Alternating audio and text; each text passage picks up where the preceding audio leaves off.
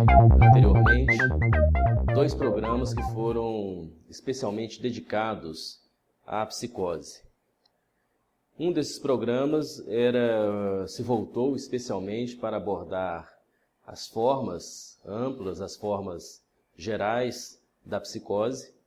E o segundo programa dessa série, ele se concentrou exatamente sobre a paranoia e a esquizofrenia.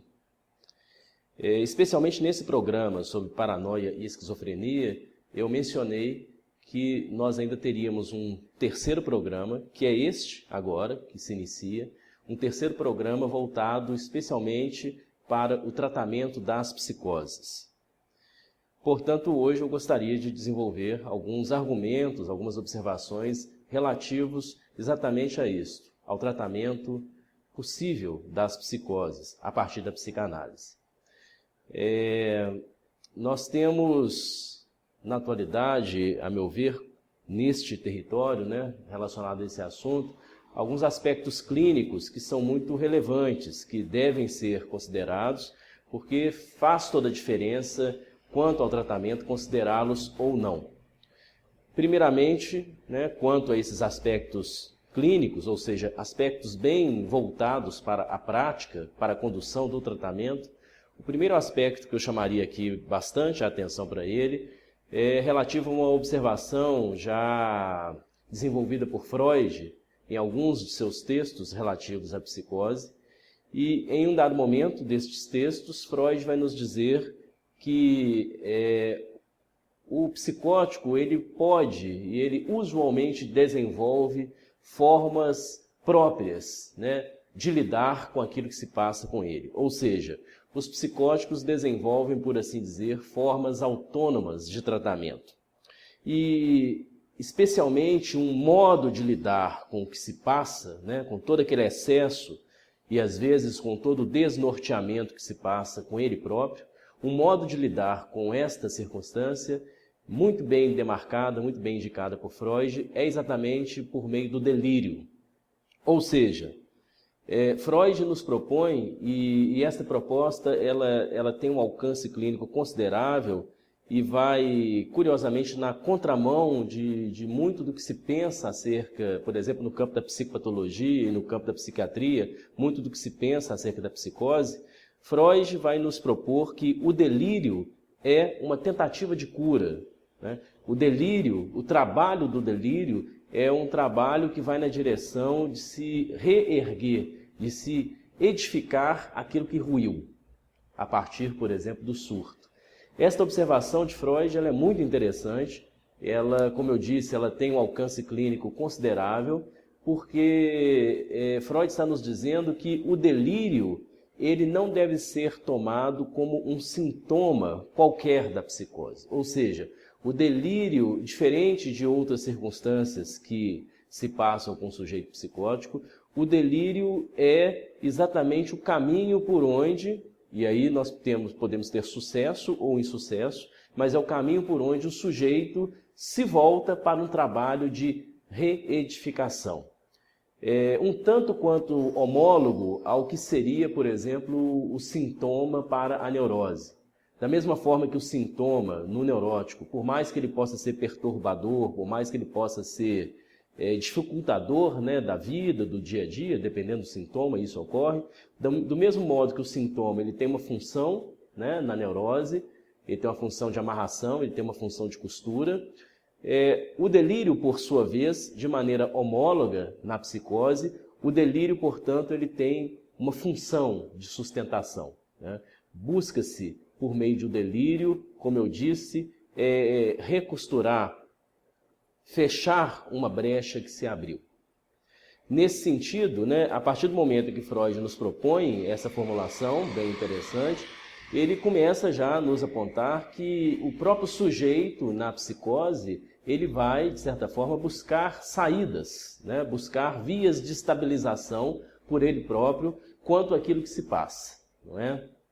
Essa é a primeira grande observação clínica que é importante manter ao nosso lado para que nós venhamos a pensar no tratamento possível das psicoses. Uma segunda observação, bem demarcada também, né, ela foi apresentada pelo psicanalista Jacques Lacan. Jacques Lacan vai propor que o psicanalista ele não deve recuar diante da psicose. É uma formulação bem interessante. Não me parece que com essa formulação Lacan esteja dizendo que todo psicanalista deva atender pacientes psicóticos. Não é a mesma coisa. Do que ele está dizendo outra coisa. Ele está dizendo, a meu ver, que a clínica psicanalítica como um todo, né, tem algo nela que obtém, né, instruções, obtém clareamentos a partir da prática, a partir da problemática trazida pelos psicóticos. Então, o que está em jogo na psicose, né, é fundamental para se compreender, para se elucidar boa parte do que se passa na prática analítica. Por exemplo, essa tentativa de buscar saídas, soluções, esse tratamento do excesso, como Freud ressalta, que se dá pela via do delírio na psicose. Então, nesse sentido, Lacan vai nos dizer, vai nos convidar, né, a não recuarmos diante da psicose. E é exatamente aí, né, em meio a essa perspectiva, que no meio dos anos 50 do século passado, em um seminário especialmente voltado para o tema das psicoses, Lacan vai propor a figura do secretário do alienado. Ele vai nos dizer que o analista, diante da psicose, ele deve se posicionar como o secretário do alienado.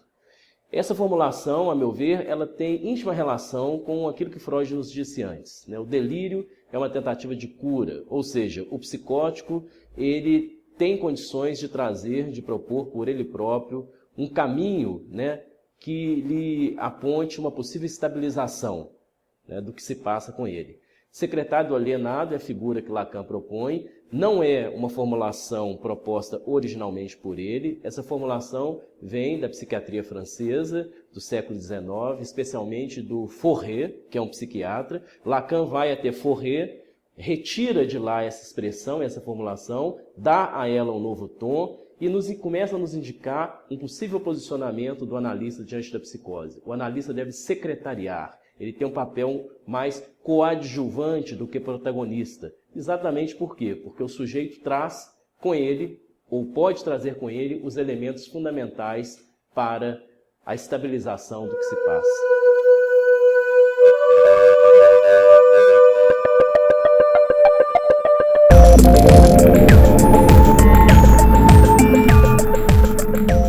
Pois bem, essas formulações, né, que eu aqui citei, esse conjunto de formulações acerca da psicose, formulações que nos são oferecidas, né, por Freud e por Lacan, elas nos ajudam, nos auxiliam a que fiquemos atentos quanto ao que nós podemos pensar, podemos nomear de caminhos possíveis, né, vias por onde o tratamento da psicose pode passar. E basicamente nós temos, né, se formos buscar uma visão um pouco mais sistemática e também um pouco mais sintética, nós podemos pensar em três grandes vias, três grandes caminhos, por onde, em alguma medida, o próprio trabalho, a poiesis do psicótico passa, mas também por onde o tratamento, né, pensando o analista nesta posição de secretário do alienado, por onde o tratamento pode buscar, né, privilegiadamente certos fluxos, né, certos caminhos. Então temos três grandes vias. Basicamente, o delírio é uma saída interessante, possível, depende de cada psicótico, depende do conjunto de, né, situações, de elementos, mas enquanto vetor, nós temos aqui o vetor do delírio, enquanto possibilidade, temos o vetor, temos o caminho, portanto, da obra, e temos também bastante, né, interessante, muito diversificado esse caminho, e temos um caminho que também se apresenta, um caminho bastante problemático, né, mas é o caminho da passagem ao ato. Pois bem, o que nós podemos argumentar, ao menos introdutoriamente, acerca de cada um destes caminhos, acerca de cada uma destas vias possíveis?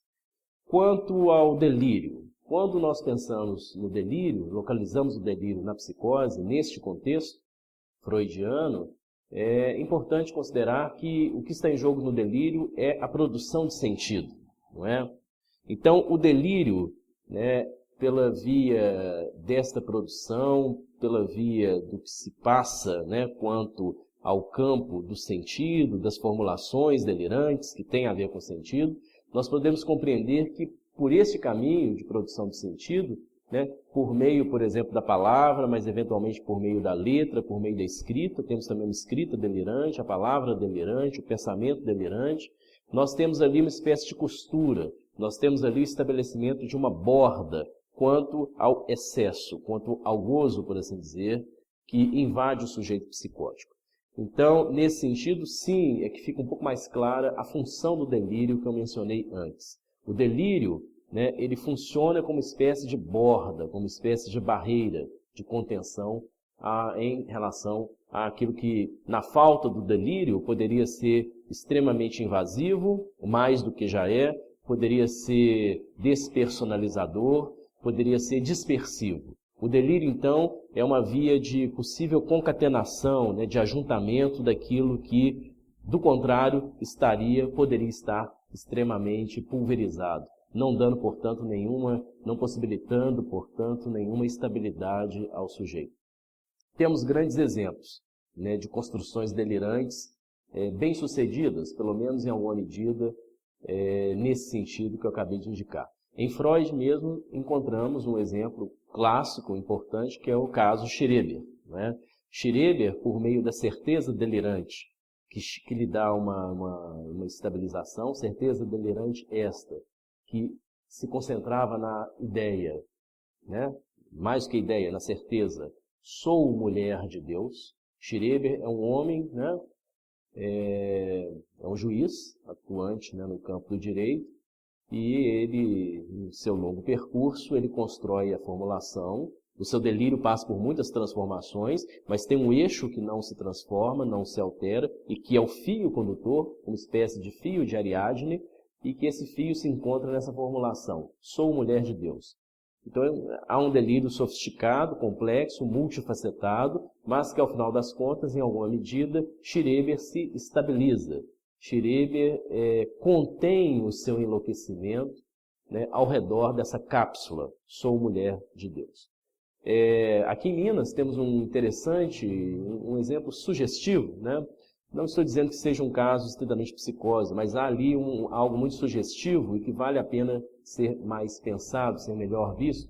Por exemplo, a escrita, né, as ideias e o percurso de Antônio Montalvão, que no início dos anos 60, do século passado, toda essa construção, né, sugestivamente delirante, culmina na constituição de uma obra e também de uma cidade.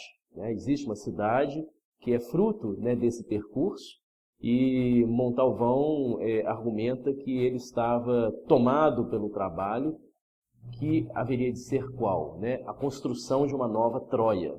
Então temos aqui uma construção bastante épica, um delírio, né, muito também multifacetado, épico, extremamente sofisticado e que culmina aí nessa interessante interseção entre delírio e obra. Para daí, né, falarmos um pouco mais estritamente da obra, com uma segunda grande via possível de saída, né, de estabilização para a psicose, temos que considerar que pela obra temos também aí verificamos igualmente esta interessante operação sobre o gozo, essa operação sobre o objeto. Ou seja, essa operação sobre aquilo que é extremamente excessivo, né, no caso da psicose, aquilo que é meio translocado. Então, nesse sentido, a obra é também o que faz, possivelmente, o que faz borda, o que faz, né, o que estabelece uma costura, o que constrói um tecido que pode possibilitar uma nova geografia, uma contenção do que seria excessivo. Exemplos que são notórios para que nós possamos pensar e verificar mais palpavelmente esta possibilidade de estabilização que vem a ser a obra. Por exemplo, o profeta Gentileza, né, figura conhecida, emblemática, o profeta Gentileza no Rio de Janeiro.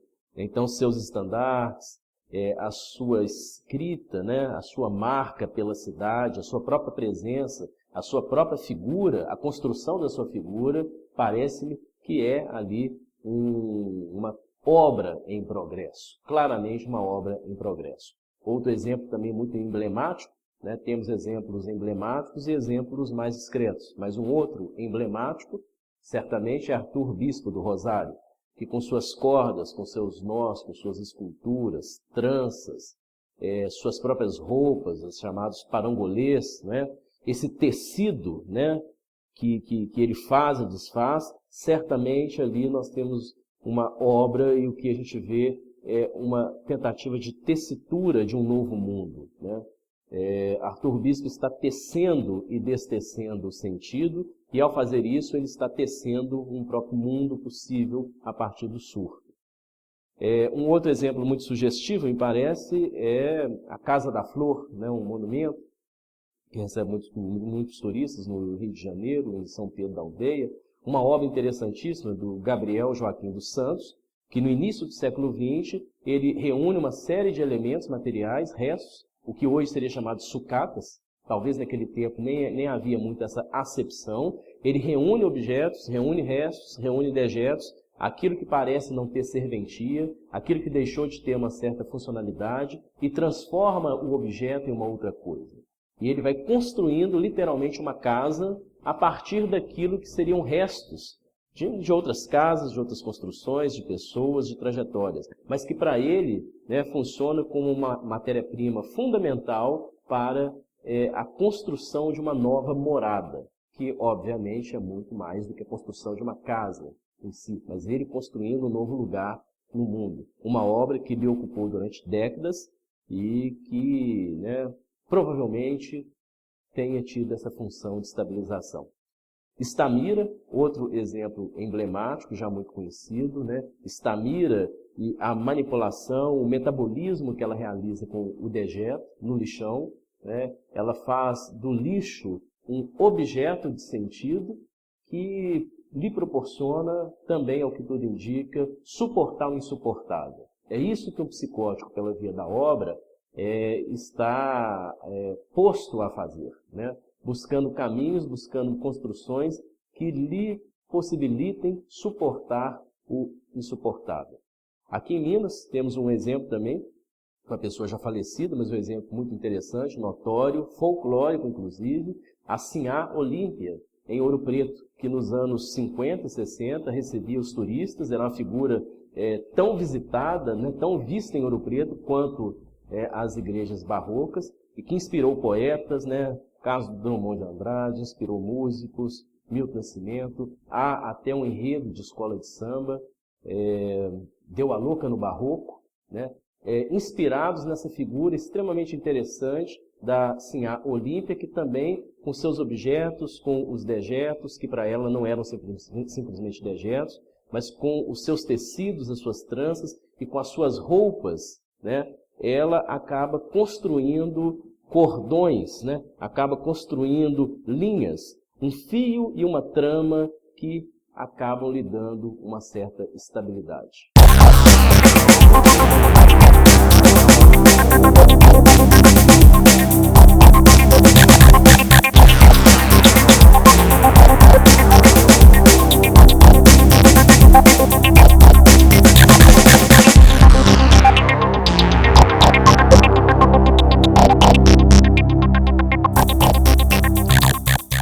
Terceira grande via, muito diferente dessas duas anteriores, que são vias que nós poderíamos pensar como edificantes, o delírio, em algumas proporções, e a obra também.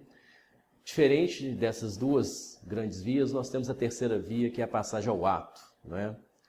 É notório como que algumas passagens ao ato, ou seja, a agressão ao outro, ou a autoagressão, e os vários graus, né, dessas agressões, que podem culminar ou no assassinato ou no autoextermínio. Mas é notório como que no território da psicose esse ato ele é seguido, né, de uma notória, de uma visível pacificação. Há um aplacamento da angústia, há um aplacamento das ideias persecutórias, por exemplo, há um aplacamento, né, de toda essa inquietude pela qual o sujeito psicótico pode ser tomado. É como se, pela passagem ao ato, nós tivéssemos ali a extirpação do objeto, né, uma extirpação violenta, agressiva. A obra e o delírio são formas de, né, bordejar, né, o excesso. E pela passagem ao ato você tem uma extirpação do que os gregos chamavam, por exemplo, de cacum, né, a extirpação da dor, daquilo que causa mal. Um exemplo muito conhecido, que foi bastante estudado por Foucault, o exemplo do século XIX, primeira metade do século XIX, é o Pierre Rivière, né, que degola sua mãe, sua irmã e seu irmão. Isto chama muito a atenção das autoridades. Alguns séculos depois, né, no século XX, Foucault se detém sobre esse percurso e como que esse percurso mobilizou uma série de discursos, como, né, o discurso científico, o discurso jurídico e o que seria um esboço também de opinião pública naquela época. Então nós temos ali uma via. Podemos pensar como exemplos de passagem ao ato, talvez alguns, não todos, mas alguns serial killers, né, que com esse golpeamento feito ao outro, ou eventualmente, né, o golpeamento também de si, como que podemos ver ali que, além, obviamente, tudo bem que tem ali o aspecto da crueldade, né, o aspecto ali que nos leva até a nos interrogarmos sobre os limites ou não do humano, mas clinicamente falando, temos ali também uma tentativa de tratamento de algo que é extremamente violento em relação ao sujeito e excessivo.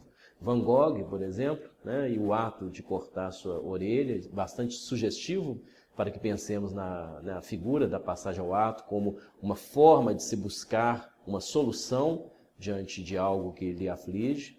O filme, né, e a obra, mas basicamente o filme nos anos 80, muito interessante, Betty Blue, tem uma passagem onde se demarca bem uma circunstância que se demarca bem a passagem ao ato.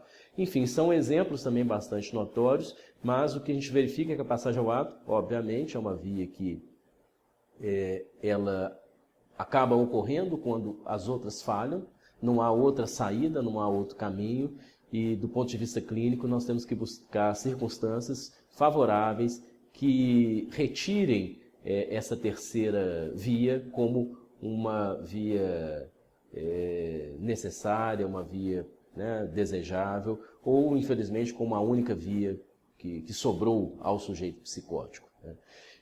Agora, isso tudo que eu estou dizendo, né, estas saídas da psicose, essas observações acerca da psicose, nós devemos conjugar essas observações todas com o manejo clínico, né, ou seja, com o campo prático, né, de atuação do analista. Ou seja, essas observações todas, elas são interessantes se nós soubermos articulá-las, depositá-las no território da prática psicanalítica, né?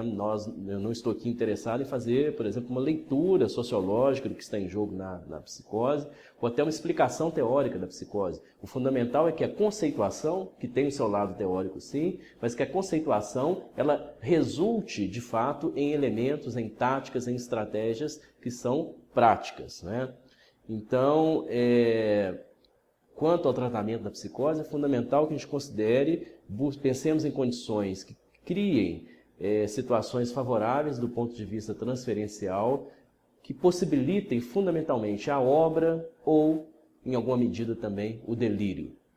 Há algo no delírio que pode ser desnorteante? Há algo no delírio que pode ser desorientador? Em alguma medida, sim. Mas temos que apostar que há ali algo que também é orientador, não é? E que contém, né, que tem como potencial conter, ou pelo menos adiar, deixar distante a passagem ao ato. Nesse sentido, que em se tratando do encontro com o sujeito psicótico, o analista e a clínica desse analista, né, há de ser inventiva. Temos que pensar num analista extremamente inventivo, num analista que busque elementos que favoreçam, né, a via da obra, a via, né, da construção delirante. Daí nós temos, né, em vários dispositivos hoje, inclusive do SUS, né, especializados no campo da saúde mental, nós temos, por exemplo, as oficinas, né, temos o centro de convivência, temos as oficinas, que são espaços interessantes para que haja essa vazão, né, e haja também uma certa produção, por assim dizer, controlada da obra e do delírio, dentro, né, controlada que eu digo é uma aposta de que ali nós tenhamos uma via estabilizadora. O acompanhamento terapêutico é uma prática também muito desenvolvida na Argentina e que nos últimos tempos vem também se desenvolvendo bastante aqui no Brasil. E também temos que considerar, né, que na medida em que o sujeito psicótico ele traz com ele possíveis elementos para a tessitura do que foi rompido, nós temos que pensar que a clínica psicanalítica na psicose é uma clínica não tão voltada para o território da interpretação, né? Um pouco diferente da neurose, ou bastante diferente.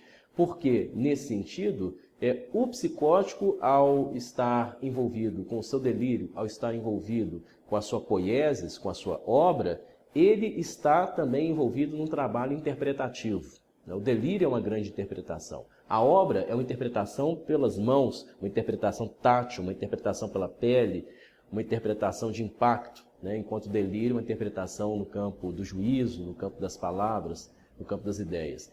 Então, é importante que o secretário do alienado possibilite que o psicótico ele continue envolvido nesse trabalho de interpretação, né, que lhe é bastante próprio. E, por fim, em um texto fundamental para abordar todo esse aspecto clínico da psicose, é o texto de Lacan chamado de uma questão preliminar a todo o tratamento possível da psicose. Notemos bem o título, de uma questão preliminar, ou seja, uma questão prévia, uma questão anterior a todo o tratamento possível. Não é exatamente cura, mas a todo o tratamento possível da psicose. Nesse texto, depois de várias formulações, no momento final desse texto, Lacan vai nos dizer de maneira bem contundente o que de fato decide, né, o que é decisório no tratamento da psicose é o manejo da transferência.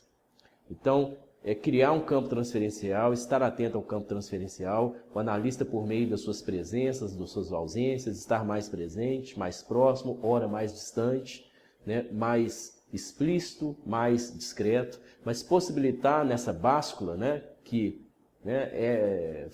ordena a sua própria implicação junto do paciente no campo transferencial, o analista possibilitar que, de fato, né, a produção do psicótico se dê e ele, por sua vez, né, esteja secretariando esta produção, né, apostando, portanto, numa estabilização possível, que passe, né, ora pela obra, ora pelo delírio e também pelas suas constantes interfaces. É isso aí.